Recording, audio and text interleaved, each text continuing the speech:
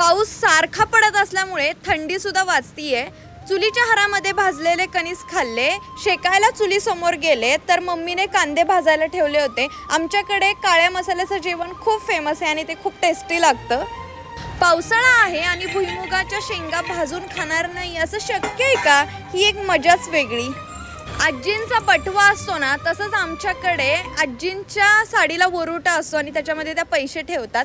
आमच्या आजी एकावर एक नोट काढत गेल्या। जुकिनीच्या रोपांची फार छान वाढ झाली आहे। मी एक ना एक रोप बघितलं आणि मस्त वाढलंय। होपफुली लवकरच त्याला आता फळ यावं। आपली सगळी टीम ऊस लागवड करत होती, मी मात्र मध्ये आधी जाऊन आपला टाइमपास करत होते। सध्या वातावरण गावी फारच छान आहे। ऊसाच्या मध्ये गुरांना खाण्यासाठी थोडीशी मका सुद्धा टोबली आहे। मला मातीत खेळायला खूप आवडतं। आमच्या कुकीने सुद्धा ऊसाचा आनंद घेतला।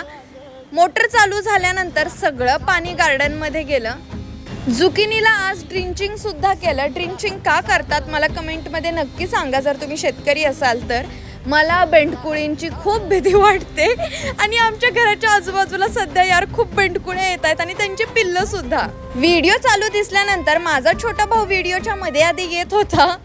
चलो आता पुढचा पूर्ण आठवडा पुण्यामध्ये मी स्पेंड करणार आहे, तर भेटूयात पुण्यात। बाय।